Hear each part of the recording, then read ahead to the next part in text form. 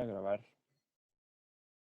Los primeros autores que vamos a revisar en este tema de los elementos éticos de la existencia humana son Heráclito y Platón.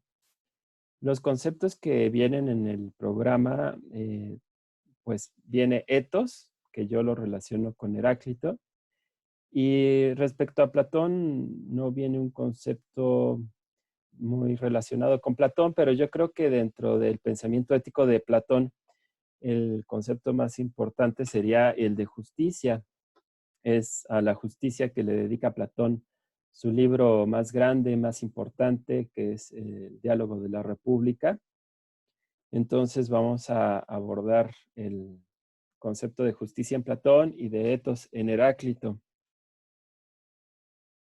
Em, para los textos de Heráclito utilicé esta traducción de Alberto Bernabé Navarro en el libro Fragmentos presocráticos de Tales a Demócrito.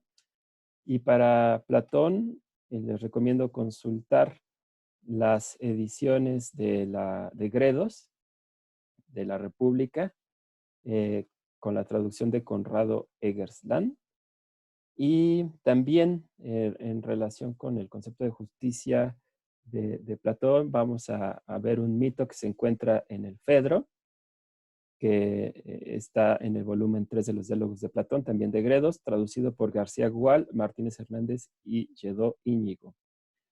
Es importante tomar en cuenta las traducciones de los autores extranjeros en general y sobre todo de los griegos, porque hay variaciones muy importantes de una traducción a otra. Estas traducciones son las que a mí me parecen más accesibles y correctas también. Bueno, Heráclito nació en la ciudad de Éfeso, que actualmente se encuentra en Turquía, aquí en el mar Mediterráneo, en Asia Menor. Podemos ver que cruzando el mar está aquí Atenas, donde vivió Platón, Sócrates. Y bueno, Heráclito es anterior a Sócrates y Platón, vivió de 540 a 480 a.C. Estas son fechas estimadas, en realidad no se sabe bien, solamente se sabe que vivió en el siglo VI a V a.C. Escribió un libro acerca de la naturaleza, del cual solamente se conservan fragmentos que han sido transmitidos gracias a autores, pues desde Platón y Aristóteles, que citaban a Heráclito, pero también gracias a autores cristianos que citaron mucho a Heráclito, y es por ello que conservamos fragmentos de su pensamiento. Además de que su escritura es fragmentaria, también su pensamiento es paradójico, tiene muchas contradicciones, y por ello se le conoce como el oscuro. Sus escritos no son, pues, claros, no pretenden ser lógicos como de la lógica formal, y es por ello que se dice que escribe como un oráculo, que ni dice ni oculta, sino da señales. Por lo tanto, los fragmentos de Heráclito están sujetos a interpretación, se pueden interpretar de muchas maneras, y nosotros vamos a acercarnos a ellos desde una perspectiva ética. Bueno, como les mencionaba, el principal interés de Heráclito es conocer la naturaleza. Su libro se llamaba Acerca de la naturaleza.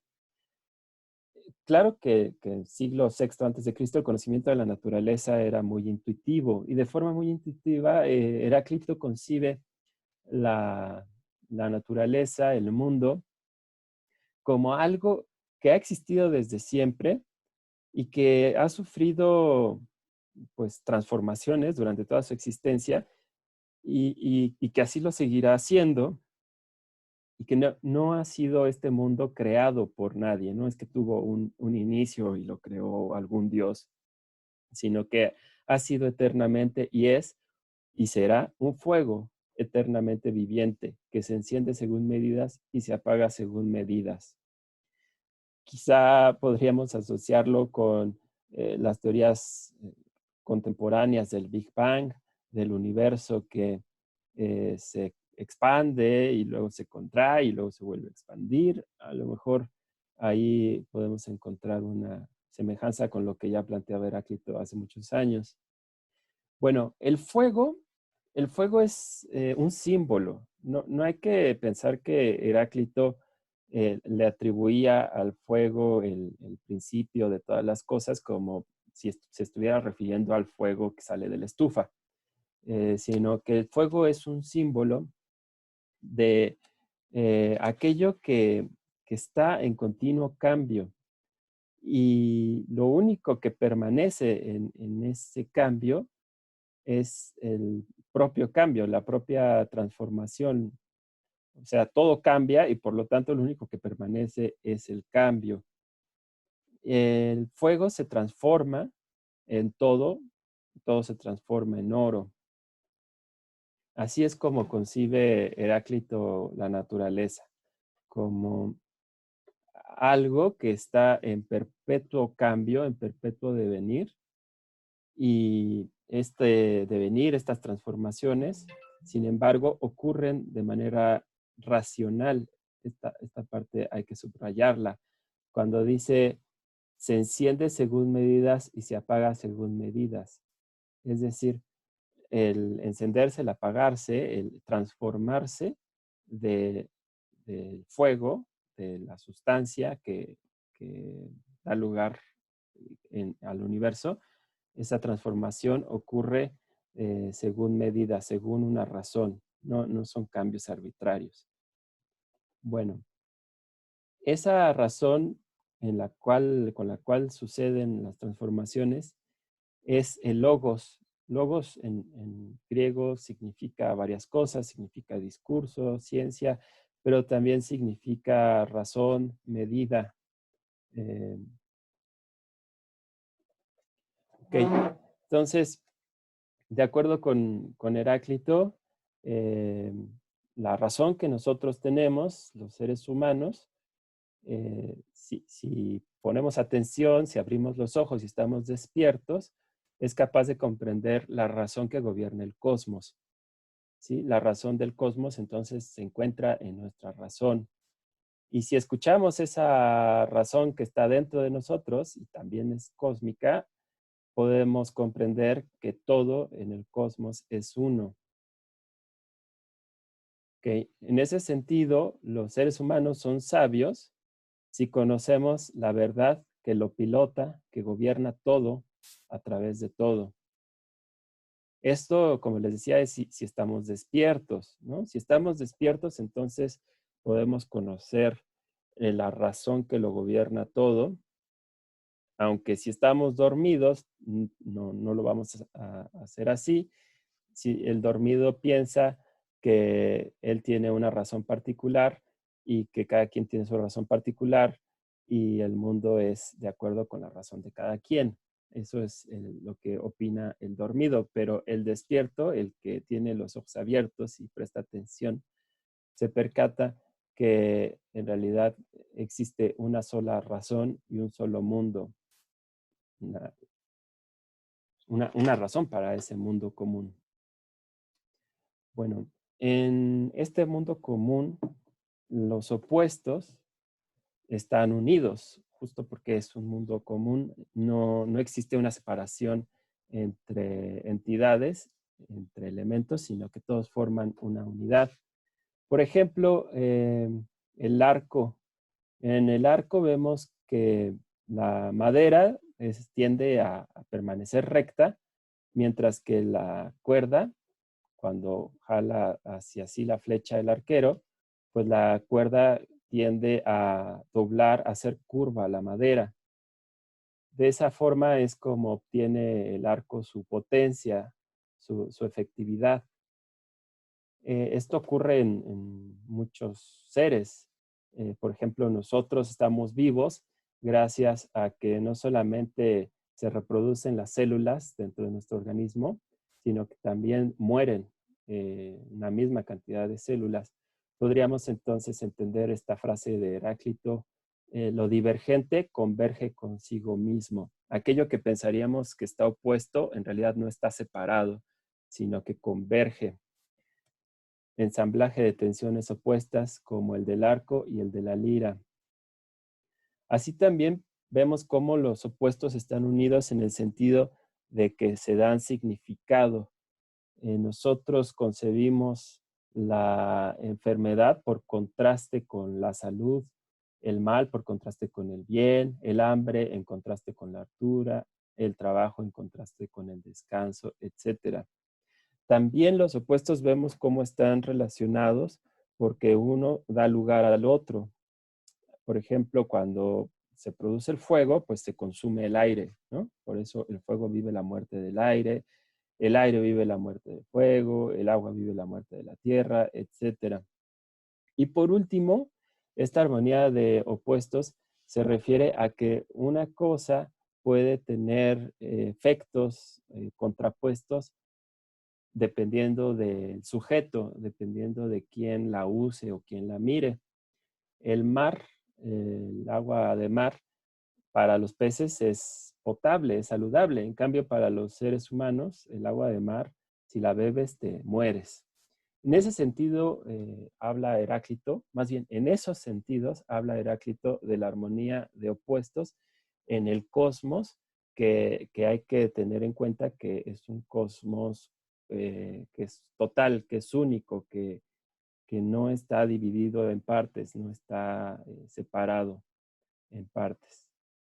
Bueno, entonces ya una vez descrita así la naturaleza, la cuestión ética en Heráclito es que debemos obrar según esta naturaleza, así como él la concibe. El comprender es la suprema perfección y la verdadera sabiduría, hablar y obrar según la naturaleza, estando atentos. ¿Ok? Estar atento, pues es lo que él llama estar despierto, ¿no? Y ya veíamos que estar despierto es reconocer que el mundo es uno y común, no pensar como los dormidos, que cada quien tiene su propio mundo, sino saber que el mundo es uno y común. Si el mundo es uno y común, si somos despiertos y comprendemos eso, tendremos la visión del Dios para quien todas las cosas son hermosas y justas. Ahora, esa visión es muy difícil de tener, ¿no? Porque para los hombres, para nosotros, pues, algunas cosas pensamos que son justas, otras injustas, algunas son bellas, otras son feas, ¿no? Porque los hombres somos seres parciales, queremos algo en particular y no queremos otras cosas, queremos pues lo que nos da placer y evitamos el dolor. Quisiéramos vivir por siempre y nunca morir. Eso es algo que deseamos los hombres como seres finitos, seres parciales. Pero desde una perspectiva divina, tanto la vida como la muerte son necesarias, tanto la vida como la muerte son cosas justas y hermosas. Por eso dice Heráclito en este fragmento, para los hombres no es mejor que se haga cuanto quieren. ¿Por qué? Pues porque la enfermedad ha hecho grata la salud, el mal, el bien, el hambre, la hartura, el trabajo, el descanso. Esto quiere decir que si seguimos la ética de Heráclito y obramos de acuerdo con la naturaleza, tendremos que aceptar tanto la enfermedad como la salud, tendremos que aceptar tanto la muerte como la vida, el mal, el bien, etcétera. Los opuestos, tendremos que aceptarlos. Eh, para Heráclito, entonces, la justicia es guerra. Y esa guerra es la que a uno los designa como dioses y a los otros como hombres. A uno los hace esclavos y a los otros libres. Y esto que nosotros pensaríamos que es sumamente injusto, el que algunos sean esclavos y otros libres, pues resulta de la guerra, y para Heráclito la guerra es justicia. La mayor virtud y la persona más virtuosa, de acuerdo con Heráclito, es entonces el guerrero. A los caídos en combate los honran dioses y hombres. Esta es la visión ética de Heráclito. Y en concreto, hay una frase de Heráclito que es la que se retoma en el programa de ética. Sobre el ethos, dice Heráclito que el ethos es el daimon del hombre. Ethos se puede traducir como carácter o modo de ser. Y daimon, para los griegos, era un espíritu divino. Ya lo veíamos en la apología de Sócrates, ¿no? Sócrates decía que tenía una voz divina que lo acompañaba desde que había nacido y que lo prevenía cuando iba a realizar algo indebido, ¿no? Entonces, en la antigua Grecia, el daimon, el demonio, es una divinidad personal asignada a cada individuo desde que nace y lo guía hasta su muerte. Podría ser a lo mejor como nuestro ángel protector, o bueno, algunas personas creen en que nos acompaña un ángel de la guarda. Entonces, es algo parecido, pero fíjense, este espíritu acompaña desde el nacimiento a la persona y lo guía hasta su muerte. O sea que está vinculada con el destino. Es por ello que esta frase, el ethos es el daimon del hombre, eh, se puede interpretar, y así lo interpreta Bernabé Navarro, como que del carácter ingénito del hombre depende su futuro.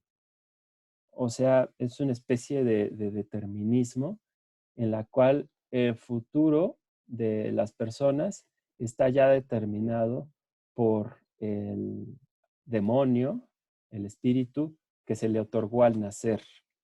Esa es una interpretación de esa frase, el ethos es el daimon del hombre.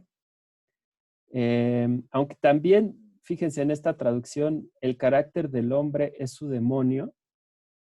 En esta versión del fragmento de Heráclito, creo yo que se puede derivar una interpretación distinta o incluso opuesta en el sentido de que es el demonio, el destino, determinado por el carácter que desarrollemos en nuestra vida.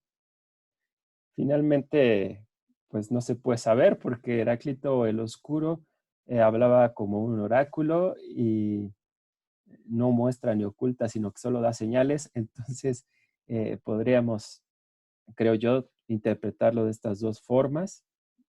Y bueno, esto sería el ethos para Heráclito. Ahora, brevemente, les platicaré sobre la justicia en Platón. Como les mencionaba, vivió en Atenas en el siglo V, IV antes de Cristo. Fue discípulo de Sócrates y maestro de Aristóteles, fundó la academia y sus diálogos se dividen en tres épocas, las de juventud, los diálogos de juventud que retoman las ideas de Sócrates, los diálogos de madurez a los cuales pertenece la República y el Fedro, que son los que vamos a ver, y los diálogos de vejez, que es cuando él critica su propia teoría de las ideas que expuso en su madurez.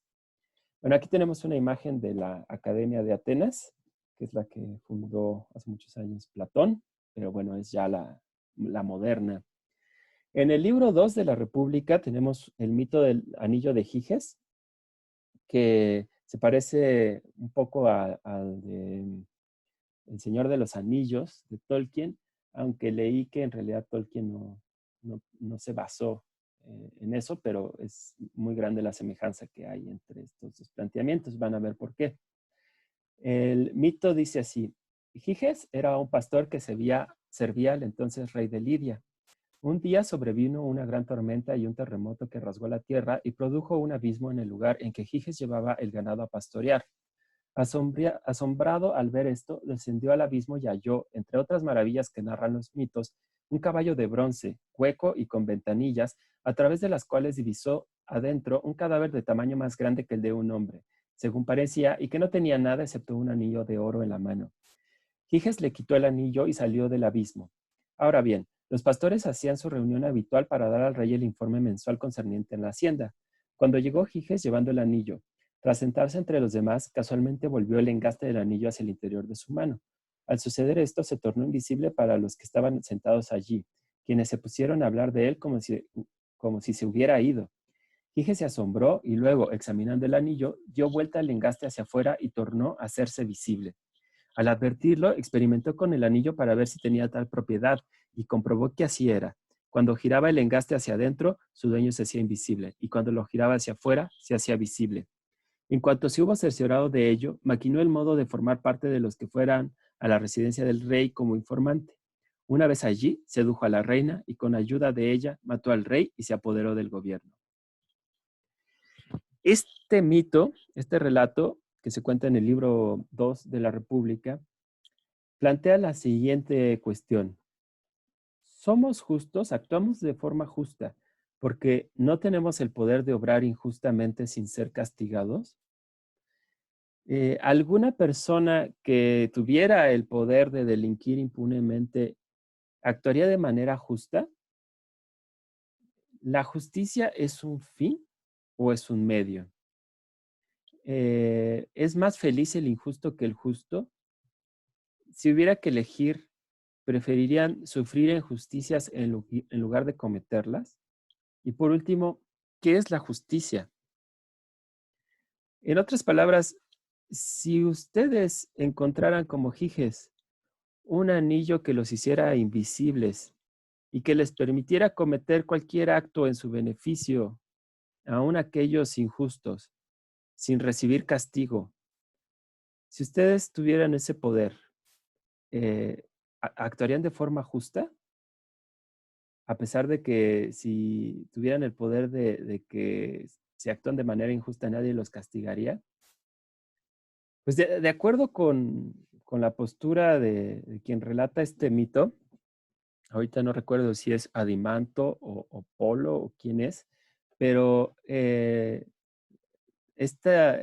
relata este mito afirma pues que nosotros solamente obramos de manera justa porque no tenemos el poder de actuar impunemente.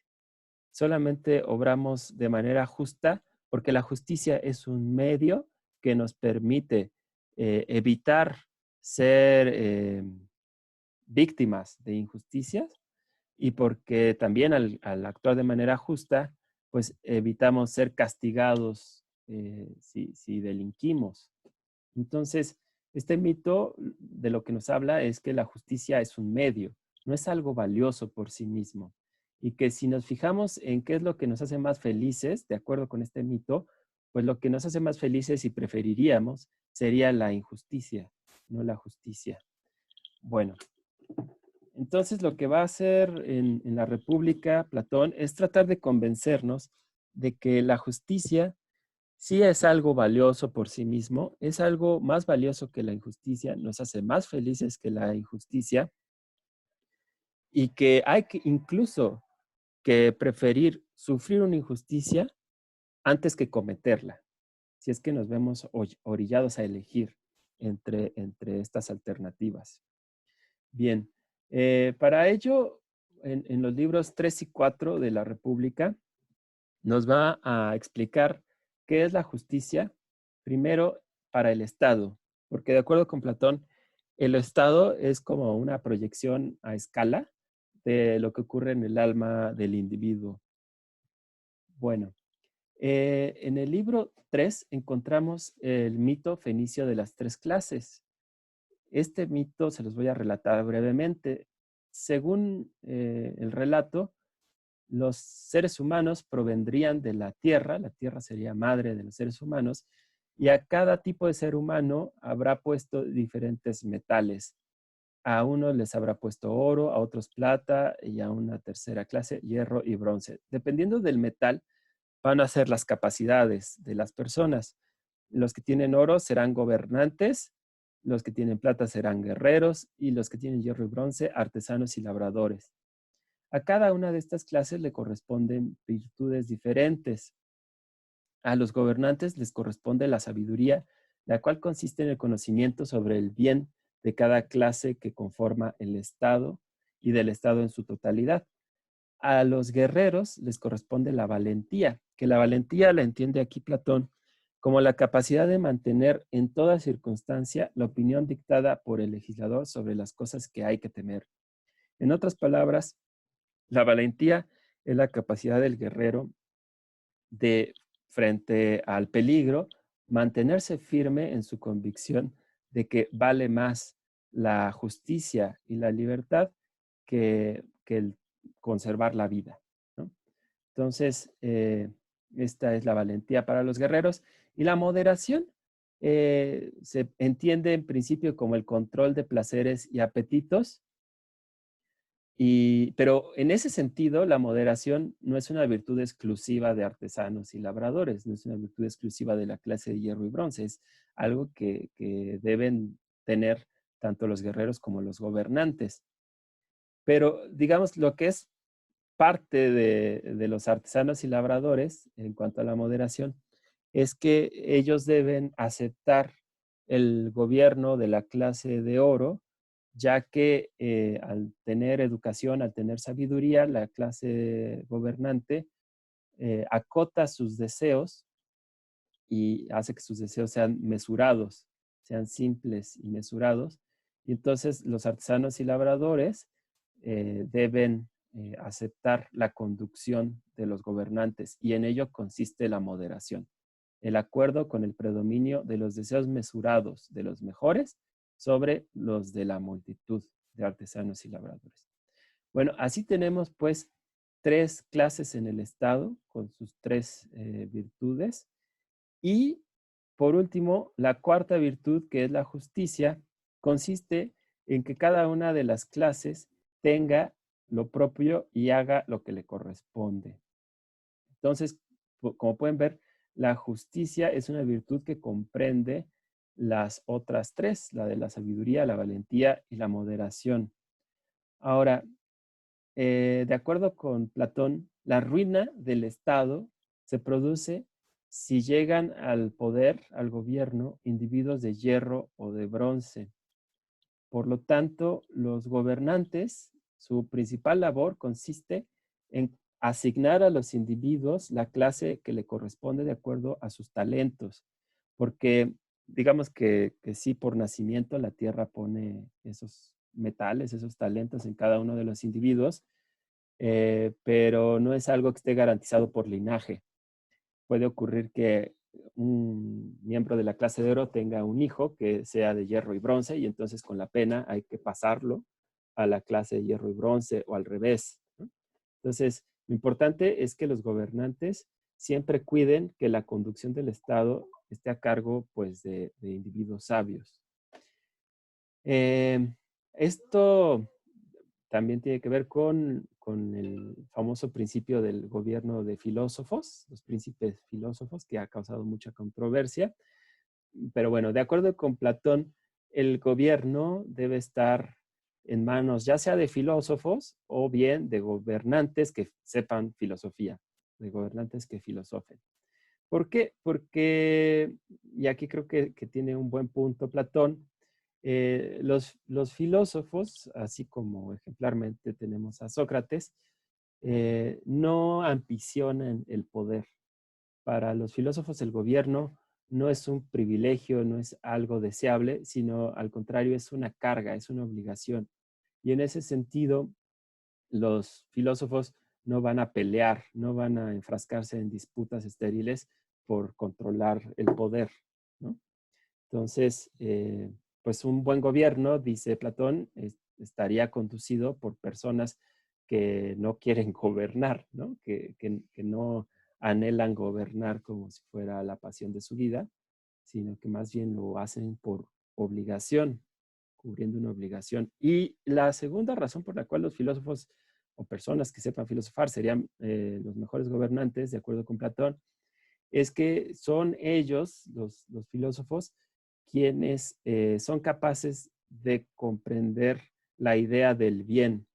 Recuerdan el mito de la caverna, como este, al final, después de salir de la caverna y de contemplar los objetos reales y dirigir la vista a lo alto, pues lo último que comprende, el conocimiento más difícil de acceder y más importante, es el de la idea del bien.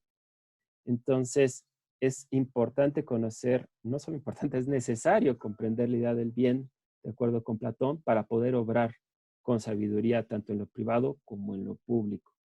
Si nosotros no conocemos la idea de bien, entonces no vamos a poder obrar con prudencia. Bueno, así es la justicia para el Estado y Algo parecido ocurre para el alma. En los libros cuarto y séptimo de la República encontramos esta descripción de la justicia para el alma, y también se puede complementar con el mito del carro alado que se encuentra en el diálogo El Fedro, donde nos explica que el alma, así como el Estado, está dividida en tres partes. Eh, bueno, retomando el mito del carro alado del Fedro, pues el alma se concibe como este carro que está dirigido por un auriga, el conductor, e impulsado por un caballo bueno que es obediente a las órdenes del auriga, y un caballo malo. Hay algunas lecturas no sé de dónde sacaron que el caballo bueno es blanco y el caballo malo es negro, pero eso no lo dice Platón. El caballo bueno es obediente y el caballo malo es desobediente. Eso es todo lo que dice. Bien, pues la auriga es la parte racional, esta parte racional del alma que tiende a elevarse al ámbito inteligible, supraceleste, para contemplar la verdad. El caballo malo viene a ser la parte irracional, se ve atraído por lo bajo, los placeres sensuales, la glotonería y la lujuria.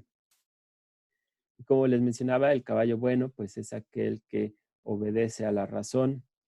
Y en el libro 4 de la República lo describe como la fogosidad. Entonces, la fogosidad, o también después Aristóteles le llamará la parte irascible del alma, es la que provoca ira, enardecimiento o coraje. Eh, bueno, igual que en el Estado, la parte racional está caracterizada por la virtud de la sabiduría, que consiste en conocer y prescribir lo que es bueno para cada una de las partes que componen al alma.